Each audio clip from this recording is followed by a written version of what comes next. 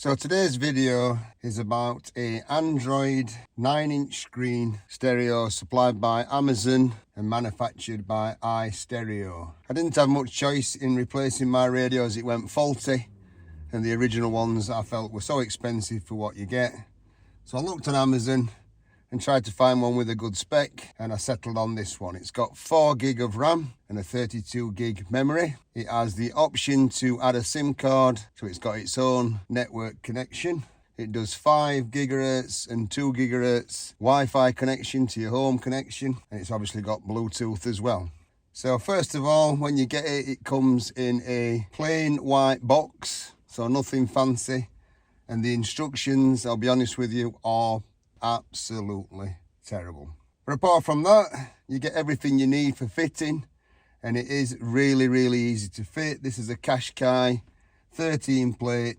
It would have had the CD non-satellite original radio in. I don't think you can take the Nissan touchscreen out and fit one of these, but if you've got the base model with the CD radio, then this is perfect for your car. It comes complete with the trim, which looks very factory and is very well done. Fits solid, no issues with the trim. You do have to take your own air vents out and your own hazard switch. A little bit difficult, there's no instructions online to get them out, but they do come out forward, I can tell you that. I didn't video myself doing that bit. It's a little bit fiddly, but 3 parts you have to take off.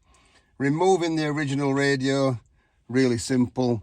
You need a plastic prying tool, don't use metal or anything like that, and you just pry from bottom, and bottom piece comes out, and then the second part, not difficult, should have no problem there. Everything unplugs and you unscrew the original radio, so that bit's easy. Everything in the box just plugs into the factory plugs, so no cutting, no rewiring or anything like that. There is a cable bought separately from Amazon that can plug in and keep your center armrest USB. So if you want to keep it factory, it's about £9 from Amazon, and you can plug that in and that's all factory. So very simple to plug in and set up, very easy to fit. So we're up to there, no problems.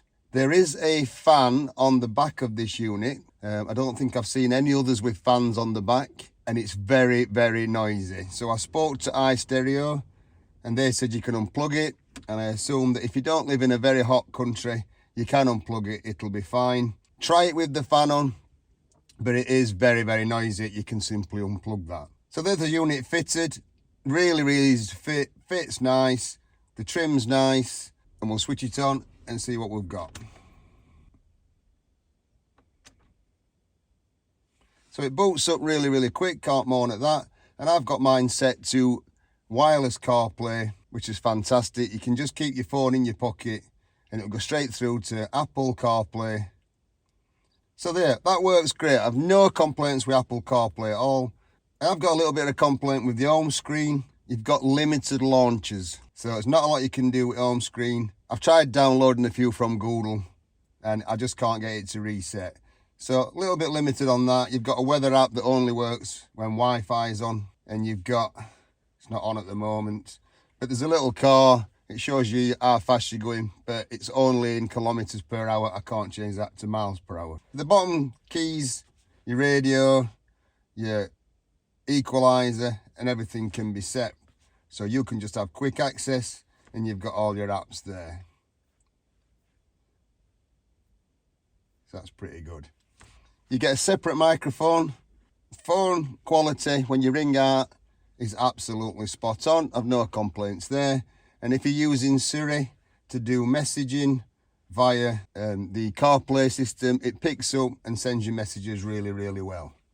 I've managed to get the reset codes from iStereo that I'll leave in the description if you ever need to factory reset it or change any of the major settings. The screen is nice and looks well. I think it's a QLED screen, this one. It's very responsive. It looks good at all angles. I'm sat slightly off in your car as you always are, and it looks quite good. So the screen is nice. You pull down, you've got Wi-Fi and Bluetooth. Bluetooth connects well. Wi-Fi is a bit of a strange one. If I have Wi-Fi on, I can't have Bluetooth on, vice versa. So if you want to download some stuff from the internet, some apps or whatever, I find that a little bit strange that I can't have both on. And connecting to a hotspot on my phone does work really, really well once you get it connected. So you've got settings, and you can see you've got launchers. There's a few available, but not much else you can do with that.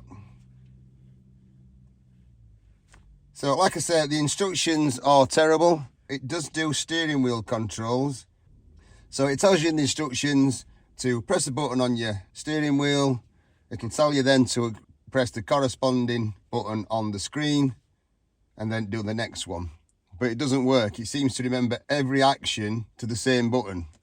So what you would do is you would press the button on your steering wheel, press the corresponding button on the screen, save, come out, then go back in and do the next button. That works. If you try to do them all in one hit, it'll just keep saying same button for multiple actions. Press a button on your controller, it'll come up yellow saying press the identifying button on the screen, press it, and then save, come out and go back in. The radio isn't brilliant. Definitely not. In 2023, you'd think getting a simple radio to work would be easy, but that sort of is let down by this system, is the radio. It's supposed to be RDS. If you put it set to RDS, it's all over the place. So you have to leave all settings to normal, and the radio it's not good. But it works, and if you're not a big radio fan, you'll be sound. You can get a digital radio box to plug in as extra, but I'm not that fussed. But the radio's not brilliant, I'll get that put out there straight away.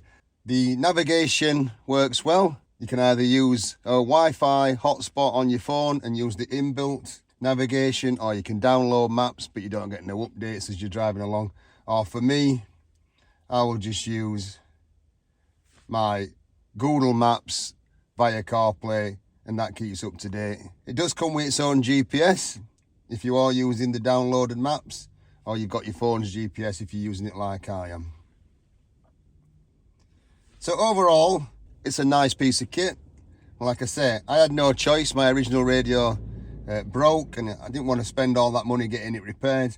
So I opted for one of these. I got it for £195 from Amazon with free delivery. And I would go with Amazon if you're going to buy it. So you've got that little bit of backup and security. If it doesn't work for you or there's an issue, Amazon's got your back and got you covered. I don't think I can cover much more about it. It's very easy to fit. The trim is nice.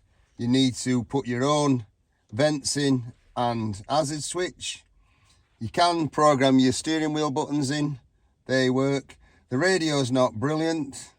The touchscreen is nice. The screen is nice. The radio is not so good. But overall, the sound for playing Spotify off CarPlay, you've got graphic equalizer, loads of settings. So you can really tailor it to what you want it to sound like. And in this Qashqai, it's 2013, it's not the base model, it's the second one up. I think it sounds well. We like it, we like the sound of it.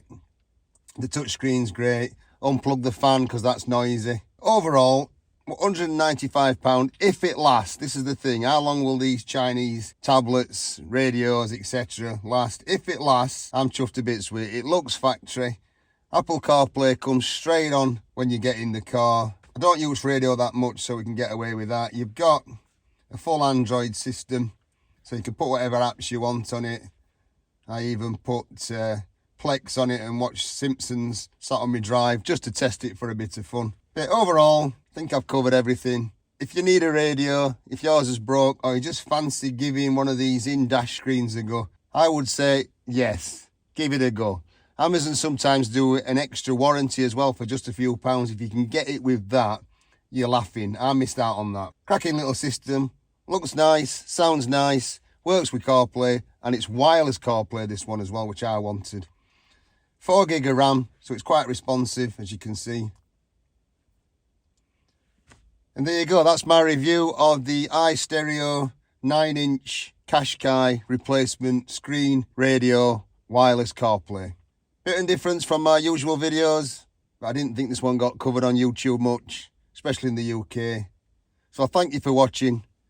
If you want to know anything, give me a shout, ask me a question in comments, and I'll respond.